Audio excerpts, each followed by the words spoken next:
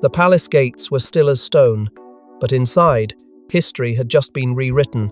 In a decision more explosive than any royal proclamation in a generation, King Charles has confirmed a seismic shift regarding Prince George's future, one that not only redefines his destiny, but threatens to upend the royal order itself.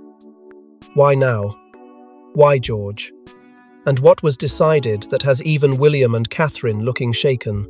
Before we go deeper into what this really means for the royal family, make sure to subscribe so you don't miss a single update.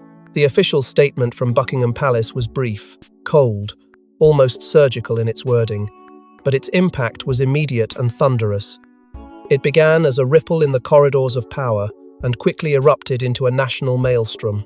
A major realignment of roles has been enacted regarding Prince George's constitutional standing and long-term royal expectations, the press release read. Those few words sent every journalist in the country scrambling for answers. But no answers came, only silence, no advance leaks, no insider scoops. The palace had, for once, sealed the information so tightly that even seasoned royal correspondents were blindsided. Something unprecedented had occurred, and the timing was no accident. The news broke just past midday, when the royal household is typically engaged in ceremonial matters or public duties, not making legacy-shattering declarations. But this wasn't ceremonial. It wasn't symbolic.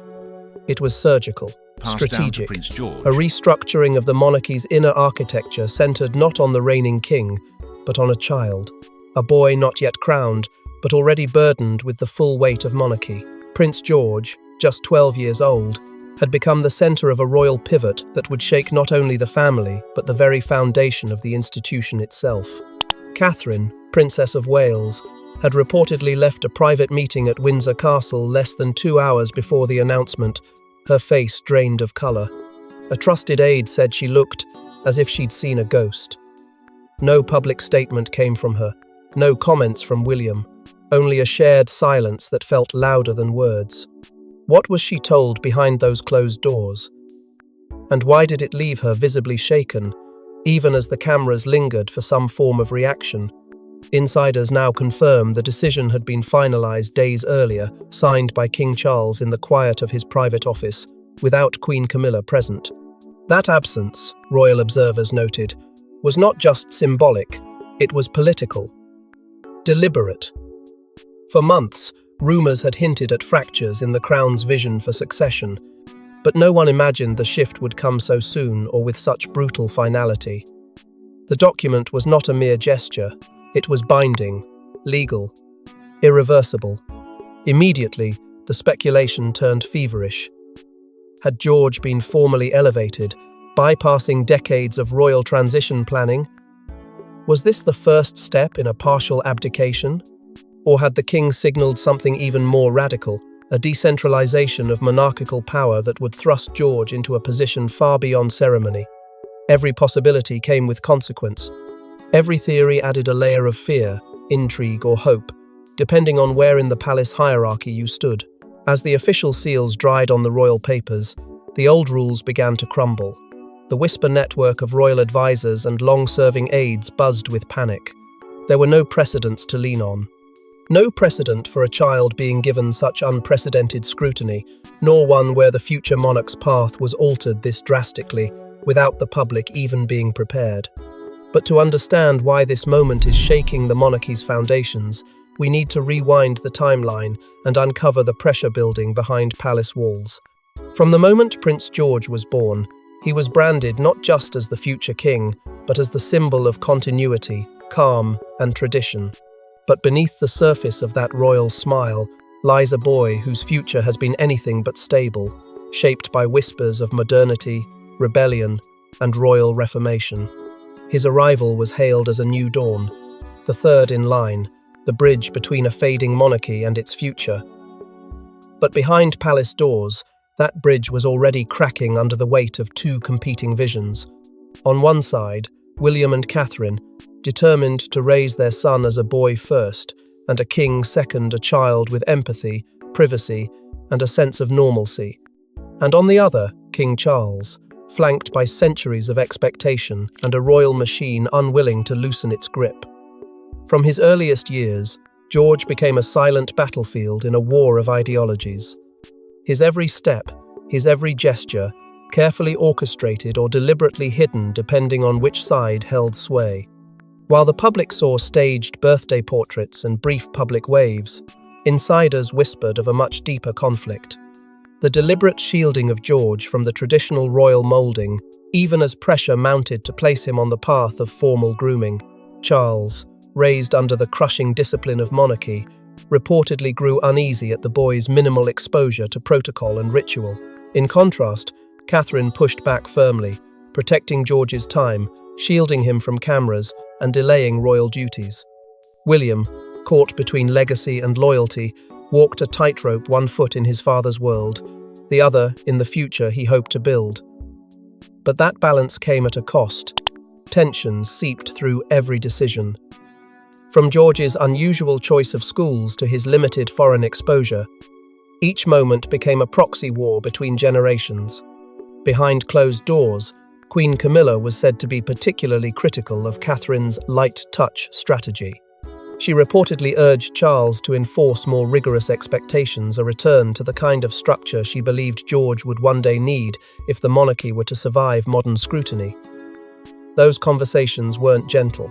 They were sharp, personal, and deeply emotional, and as George grew older, the signs of strain became harder to hide. In rare, candid photos, he looked less like a carefree child of privilege and more like a figure quietly grappling with something larger than himself. Not unhappy, but distant. Not distressed, but disconnected. Like a boy who understood far more than he was allowed to express. In family gatherings, he often stood slightly apart. At official events, he followed instructions with precision, but without presence. There was always a flicker of uncertainty in his eyes, as though he was watching the world play out around him, unsure where he truly belonged within it.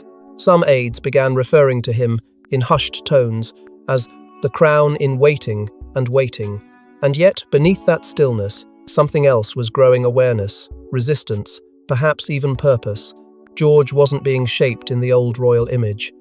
He was being raised in the crossfire of change, and that kind of upbringing doesn't fade into background. It sharpens, it waits, and when the moment comes, it acts.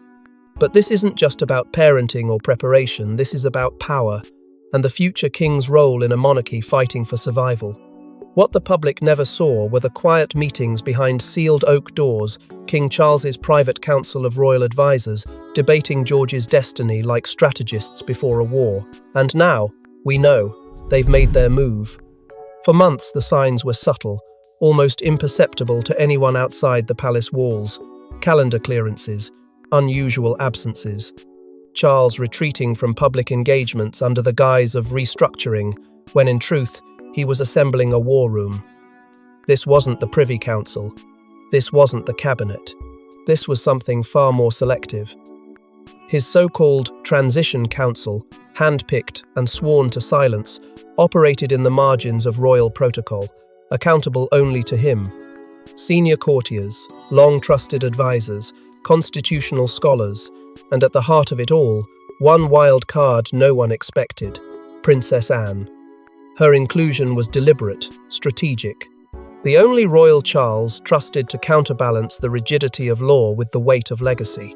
And while the public saw a stable monarchy, within these meetings, the institution was being pulled apart and pieced back together, name by name, title by title. The council's primary question wasn't if George was next. It was whether next still meant what it used to. For centuries, the concept of heir apparent was immovable, inherited like blood. But Charles, in his twilight reign, was reportedly pushing for a monarchy that would not simply endure, but evolve. That meant George's role could not remain ceremonial or passive. It had to adapt to the demands of a modern, digital world, where symbolism alone no longer guaranteed survival. According to leaks that surfaced only after the shock announcement, debate within the Transition Council turned heated. Some advocated for grooming George under a traditional model-type protocol, strict media control, early military placement. Others argued that placing a 12-year-old in the public arena as the embodiment of an outdated hierarchy would spell doom for the institution.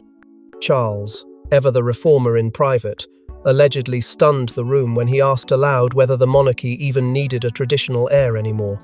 This question, once unthinkable, shifted the energy in the room. Some recoiled, others leaned in, but not everyone had a seat at the table. Queen Camilla, despite her growing influence, was reportedly barred from the final decision-making sessions. The rationale, insiders claim, was to maintain constitutional neutrality, though others say it was personal. Her views had become too rigid, too forceful, too nostalgic. By the time the final session took place, she was no longer welcome inside the room. The council's last meeting produced a document known only to a few, the Line Redefinition Protocol, a name not uttered since the time of Queen Victoria. Its purpose? To establish a dynamic succession model, one based not just on lineage, but on merit, public perception, and institutional flexibility. The implications were staggering. The paper was signed, filed, sealed. Not even William or Catherine had been shown its full contents. And then came the moment no one foresaw, when a single conversation between Charles and William rewrote everything. Sources close to the palace describe it as the loudest silence ever heard, the moment Prince William stormed into his father's chamber, demanding answers. What was Charles planning for George, and why hadn't William been told? What unfolded behind those heavy palace doors was not a discussion, it was a reckoning. William had received no warning, no briefing, no courtesy. Only the cold aftershock of a decision that redefined his son's future without his consent. The Transition Council's document had landed on his desk just hours after its ratification, and the fury it ignited was instant. Royal aides said William's voice thundered through corridors rarely touched by confrontation, but King Charles didn't raise his own. He didn't flinch. He listened with icy stillness, allowing his son to speak, shout, accuse, until the room itself felt tight with decades of repressed tension. William, usually controlled and diplomatic, reportedly pointed at the document and asked, "Is this what you think of your grandson, that he's some constitutional experiment?" Charles remained silent for a moment before uttering the words that would forever echo across that lineage. "The monarchy must evolve, or it dies with him." End quote. The line struck like lightning, cutting through generations of tradition with brutal finality. For William, it felt like betrayal cloaked in wisdom. A father who once whispered lullabies to George now spoke of him as an institution, a symbol to be reshaped. The rawness of it forced Catherine to intervene, entering the room quietly, her expression unreadable. She said nothing at first, only placed her hand on William's arm, anchoring him. According to one aide, her eyes didn't leave Charles as she asked only one thing: why wasn't our son's voice part of this? And in that moment, the dynamic shifted. For all their power, neither Charles nor William could answer it, because they hadn't asked, because they hadn't thought he would have something to say. What followed was not resolution. It was retreat. A cold, tense pause in which no one moved forward but no one backed down. William left without shaking hands. Charles returned to his desk. And Catherine, ever the quiet force in the shadows, held her silence, but not her forgiveness. That night, the palace lights burned longer than usual. The royal machine, built on structure and certainty, now swayed in the winds of its own making. What had been signed could not be unsigned. What had been decided could not be undone. And yet, the consequences had only begun to unfold. But it wasn't just George's father fighting for him. George himself made a decision that shocked the entire family. Late one night, before the decision was finalized, Prince George did something no one expected. He wrote a letter. Not to his father, not to the king, but to Princess Anne. And in that sealed envelope lay the soul of a future monarch. No aide prompted him. No advisor dictated his words. It was done in silence, with a pen that felt heavier than it should have for a child his age. But George was no ordinary child, and this was no ordinary letter. What emerged from his young hand wasn't a plea, nor a protest, it was a reckoning. In carefully chosen words, he spoke of the weight he felt pressing down on him since he could remember. Not just from titles or expectations, but from the knowledge that he represented something he didn't yet understand. He wrote of fear, of confusion, of feeling like he was being carved into a symbol before he could even become a person. He asked Anne the question that had been clawing at the back of his mind for months. Is it possible to serve the people without ruling them? Princess Anne, long known for her unshakable composure, reportedly read the letter in absolute silence. And when she reached the final line, one that simply said, "I don't want to disappoint anyone, but I also don't want to disappear," she wept, quietly, alone. Those who know her say she's cried only a handful of times in her life, but something in George's words pierced through her armor, because in that moment, he stopped being the next crown and became the voice of a generation asking to choose its own path. Anne wasted no time. She brought the letter to King Charles personally, refusing to send it through the usual channels. Something in his face shifted, witnesses say. The fire that had fueled his reformist mission flickered. Doubt crept in, not about the monarchy, but about whether he had been building a new world by silencing the one voice that mattered most. The council met again the following morning, this time with the letter placed at the center of the table. Its contents weren't read aloud, but they didn't need to be. Its presence changed the air in the room. The debate softened, the language changed, and in that subtle but powerful moment, George's future stopped being dictated by others and began to reshape through him. This wasn't a coronation, it wasn't rebellion. It was something deeper. A child refusing to be a pawn and instead becoming a voice clear, human, unfiltered. And it forced everyone to listen. Not because of his bloodline, but because of his courage. And just as George found his voice, the royal machinery moved swiftly to reshape the future around it.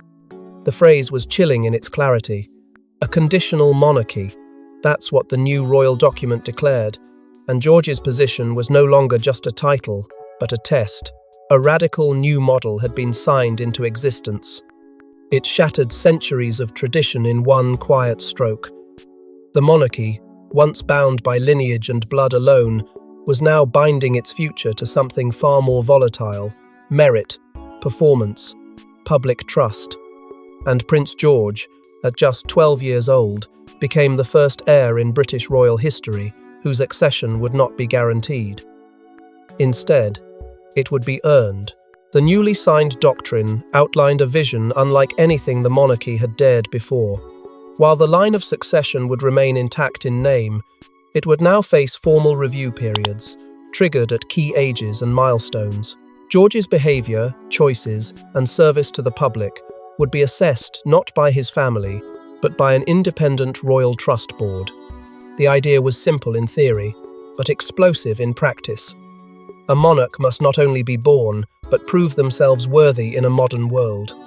To navigate this unprecedented path, George was immediately assigned a private legal advisory team, handpicked by the Transition Council. Their role was not just to protect him, but to educate him, to prepare him for a future where every word, every gesture, and every moment of silence would be weighed against a monarchy trying to survive. And yet, not all in the royal household welcomed this transformation. Queen Camilla, reportedly blindsided by the final terms, was said to have erupted in fury when she read the clause, allowing George to defer the crown entirely if, at any stage, he chose to prioritize public life over royal authority. It was the clause that most disturbed the old guard, a ticking time bomb buried in legal parchment. For the first time, a future king could walk away, not in scandal, not in disgrace, but in principle. Support, however, came swiftly and firmly from Princess Anne, Prince Edward, and most powerfully, from Catherine. For them, this wasn't just about succession, it was about survival. A monarchy built solely on tradition was crumbling under its own weight. If George was to be the future, then the future had to be written with him, not for him. Behind palace doors, a quiet but profound schism was forming. Two visions, two camps, one crown. And at the center of it all, a boy who had unknowingly become the institution's last chance at legitimacy. What made the entire shift even more shocking was how final it felt. The king had not just approved the document, he had authorized its immediate implementation. The public wouldn't be told every detail, but the palace confirmed the change in language that sent a message louder than any royal speech. The crown was no longer inherited without question. It was granted by proof, purpose, and people. George, once a symbol of continuity, was now a figure of transformation. And with that, the rules of monarchy were rewritten quietly, boldly, permanently.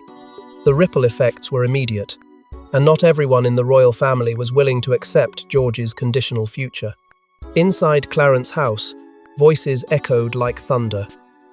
Queen Camilla had declared the new succession protocol a farce, while Catherine, Princess of Wales, finally rose not as consort, but as protector. For the first time, the two women faced off with George at the centre. The confrontation had been simmering for weeks, but once the ink dried on the line redefinition protocol, it exploded.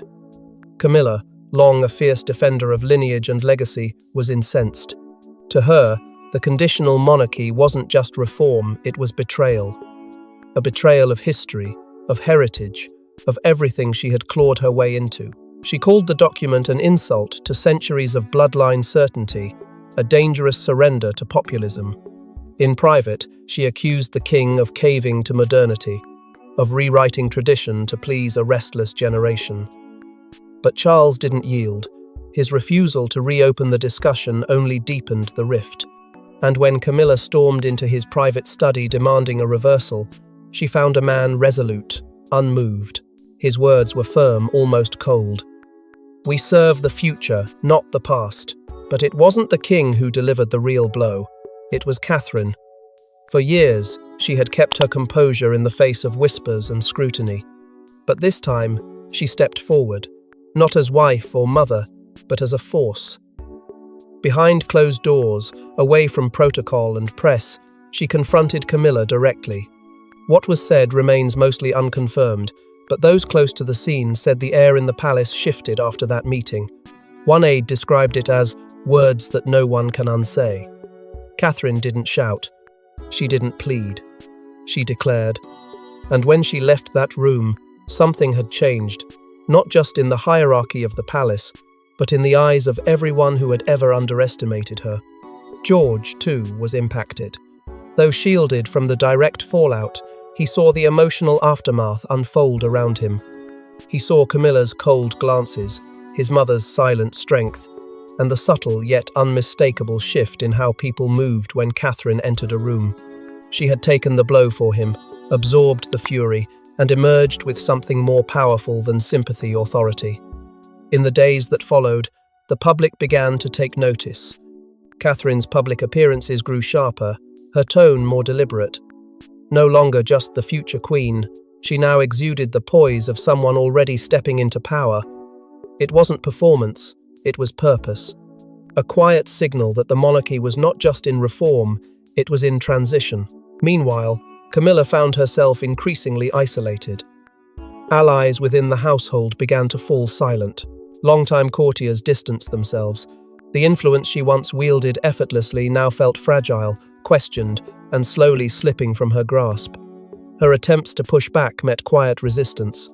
Her authority, once unquestioned, was now openly challenged by a woman she could no longer dismiss. And in the spaces between tradition and transformation, the palace chose its future. But just as the dust began to settle, another shockwave hit the palace prepared a national broadcast. When King Charles appeared on screen, flanked by William, Catherine, and George, the nation held its breath. What he said next stunned the world and turned a private royal decision into a new chapter for the United Kingdom. There had been rumours of a broadcast, but nothing confirmed. And then, unannounced, the screen went dark and the monarchy reintroduced itself. Charles did not sit behind a desk, nor did he deliver the sort of polished platitudes so common in royal addresses. His words were clear, deliberate, and unlike any uttered by a monarch before him. "The crown," he said, "will not bind the future in the chains of the past. It will evolve with the people it serves, or it will not survive." Then, turning to the boy beside him, he declared George not simply the heir, but something entirely new, the first holder of the title, Prince of the People's Trust, a title not grounded in hierarchy but in responsibility. A symbolic mantle that would place public service and moral accountability above ceremony. It wasn't abdication. It wasn't coronation. It was a redirection of destiny. The response was immediate. Social media ignited. Commentators tried to frame it, decode it, dismantle it, but the people responded faster than the press.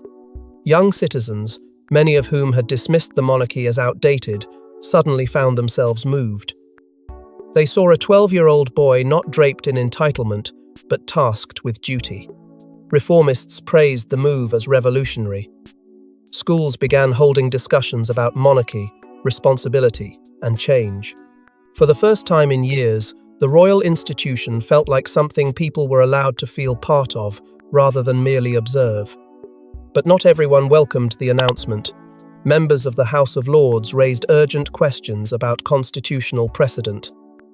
Legal scholars debated the implications of a monarchy partially separated from its own bloodline guarantees.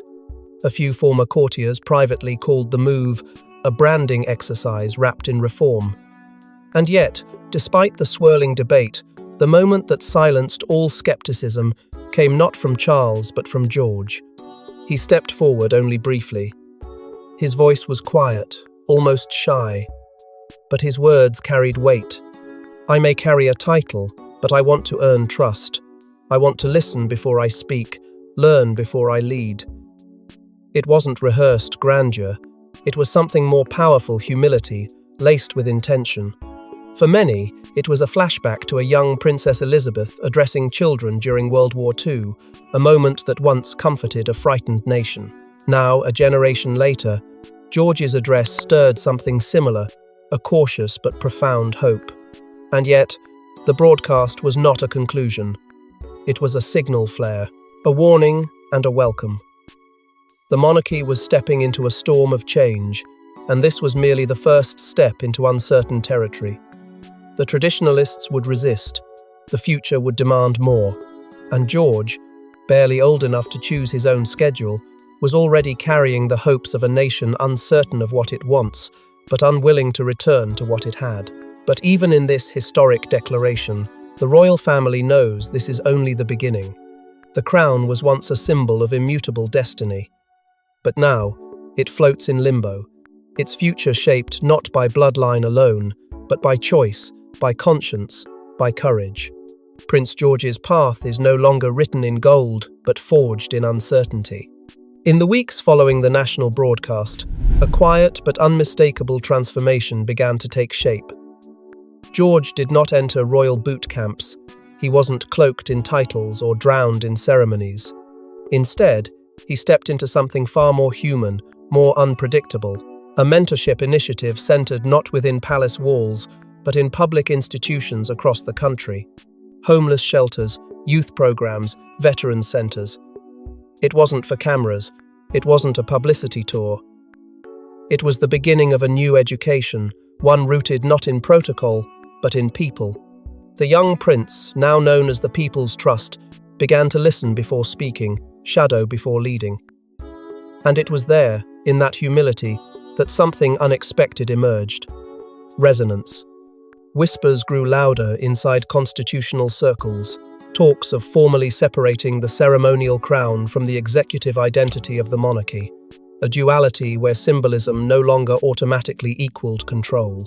If this shift ever becomes law, George may not inherit the same role his great-grandmother once held, but something far more nuanced. That possibility is no longer dismissed. It is debated, modelled, and increasingly supported. And through it all, William and Catherine work quietly, strategically, building a framework for what may become the monarchy's next stage, one rooted in collaboration, not command. Their approach is deliberate, never overshadow, but never step aside. They are not crafting an empire, they are crafting resilience. Among George's peers, a strange reverence has taken hold. Not awe, but alignment. Young people no longer see the monarchy as a relic behind glass. They see a boy forced to carry it, question it, and possibly change it. For many, George is no longer a royal figure but a mirror. His uncertainty, his courage, His restraint, they reflect a generation raised in crisis, shaped by complexity, and unafraid to redefine old systems. And then, quietly, without ceremony or fanfare, the camera caught it. George, standing alone on a balcony, not waving, not smiling, not performing, just standing, looking out at a crowd of thousands, not as heir, not as king, but as hope. No crown on his head, no scepter in hand, just presence, just promise. And that image, more than any declaration, carried the weight of 1,000 years of monarchy and the echo of its possible rebirth. As one era bends and another unfolds, the world watches Prince George not for the crown he may wear, but for the legacy he may choose to create. Thanks for watching. Don't forget to like and subscribe, and we will see you in the next one.